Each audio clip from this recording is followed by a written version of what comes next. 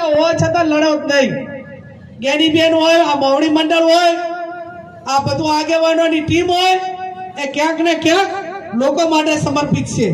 અને લોકો માટે સમર્પિત છે ત્યારે આવનાર સમયની અંદર મતદાન મથક સુધીની વ્યવસ્થાઓ, સારા માણસો કઈ રીતે ચૂંટણીની અંદર પંચાયતી રાજ હોય કે જાહેર જીવનમાં લાવવા માટે એને દબાણ કરીને પ્રયત્ન કરો. તો જો બનાસકાંઠા જિલ્લો આ કરતો હોય તો આવું ને આવું બીજે હોય તો બીજો જિલ્લો કરે કે ના કરે? મતદારો કરવા માટે તૈયાર છે, લોકો તૈયાર છે. ત્યારે આપ સૌને ફરી પણ બે હાથ જોડીને વિનંતી કરું, ચંદનજી ઘણું દુઃખ લાગ્યું છે, એકલા દવું પડે. હજી 2 વર્ષ તો શક્તિસિંહ ગોહિલ છે, પણ 2026 પછી તો હું એકલી આખા ગુજરાતમાંથી. જ્યાં લોકસભાની અંદર માર્ગદર્શનની જરૂર પડે સિનિયર નેતાઓનું માર્ગદર્શન લઈશું. પણ ચંદનજી, આ પાટણની જનતાએ તમને ખોબલે ને ખોબલે વોટ આપ્યા છે. સદારામ બાપુના આશીર્વાદ સમગ્ર ટીમમાં સાહેબને બધે કોઈ કચાશ રાખી નથી, પણ થોડા માટે કરીને રહી ગયા છો. આ મેદાનમાંથી હટતા નહીં, લોકોના સુખ દુઃખમાં ભેગા રહેજો. દાડા ખાલી દાતા રહે છે. અને બનાસકાંઠામાં તો હવે બદલા લેવાનું ચાલુ કર્યું છે. ચોને તળી પાર કરવો, ચાની ડેરીઓ બંધ કરવી, એ હવે આવનાર સમયમાં આ સત્કાર સમારંભમાં ભેગા ત્યારે એટલાને વિનંતી કરું છું કે ચાહે ખોટી રીતે કેસ કરે ને અને પોલીસ સામે દાવું પડે કે કલેક્ટર સામે દાવું પડે ને તો 500 જણાને ફોન કરે ને તો આવીને ઉભા રહેજો. કાર્યકરોનું રક્ષણ હવે જરૂર કરવું ખૂબ જરૂરી છે.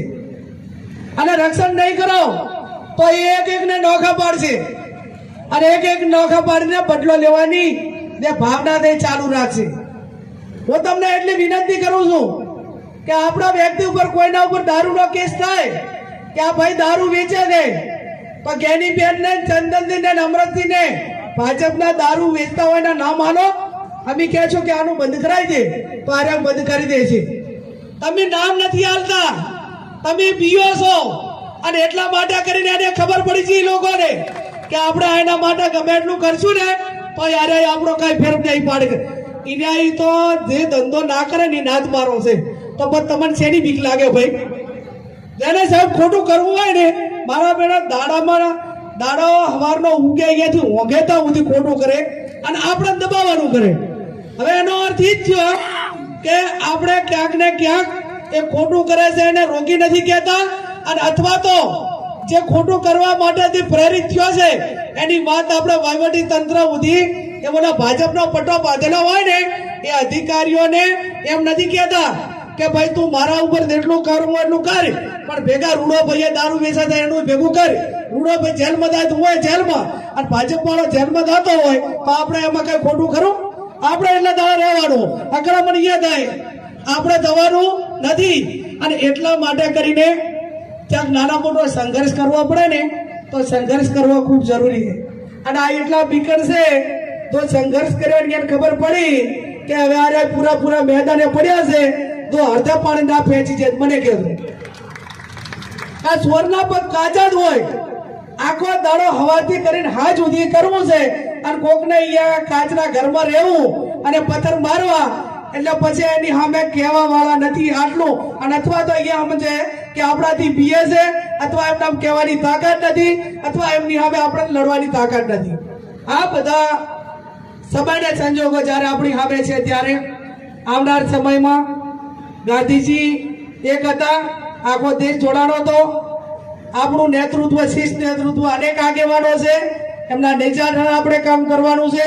અને એટલા માટે કરીને તમામ પડકારો સામે જેમ બનાસકાંઠા જિલ્લો લડ્યો, જેમ પાટણ જિલ્લો લડ્યો, એમ સમગ્ર આખો રાજ્યમાં જે રીતે કોંગ્રેસ લડી છે એ આવનાર સમયની અંદર શક્તિસિંહજી ગોહિલ અને સમગ્ર આપણા આગેવાનોના નેતૃત્વ હેઠળ લડશે. ક્ષત્રિય સમાજનો આભાર માનું, બનાસકાંઠાની જનતાનો આભાર માનું, આપ સૌનો આભાર માનું. અને એટલો ચોક્કસ તમને ખાતરી આપું છું કે ચંદનજી ને અમરતજી તો છે જ, પણ જ્યાં જરૂર પડે ત્યાં પાડોશી ધર્મ નિભાવવામાં પણ ક્યાંય પીછેહટ નહીં કરીએ એ શબ્દ સાથે આપ સૌનો ખૂબ ખૂબ આભાર. ખૂબ ખૂબ આભાર. આપણા સંસદ સભ્યશ્રીએ વિસ્તૃત માર્ગદર્શન આપ્યું. હવે તમામને ખાસ વિનંતી, હવે આપણા સીડબ્લ્યુસી મેમ્બર, પૂર્વ પ્રદેશ પ્રમુખ અને પૂર્વ પાટણ સાંસદ આપણને માર્ગદર્શન આપશે. જગદીશભાઈ ઠાકોર, તમે મત આપજો. આ પરંપરા અમે તમારા ભેગા રહીને તમારા ગામોના વિકાસના કાર્યોમાં ક્યાંય તમને અન્યાય નહીં થવા દઈએ. ક્યાંય તમારો હક ઈચ્છો આવતો હશે તો હક ઈચ્છાની અંદર પણ ક્યાંય તમને જેઠુભા અન્યાય નહીં થવા દઈએ. આવું એ દિવસે વચન આપ્યું છે અને આજે પણ એ જ વચન આપું છું. મારી કોંગ્રેસ પાર્ટીએ, મારા પરિવારે ક્યારેય મને એ સંસ્કાર નથી આપ્યા કે ઉપયોગ કરીને છોડી મેળજો. એ સામે વાળા કન સંસ્કાર છે પેઢી અનાદિના. મારા પરિવારે, મારી કોંગ્રેસ પાર્ટીએ મને સંસ્કાર આપ્યા છે.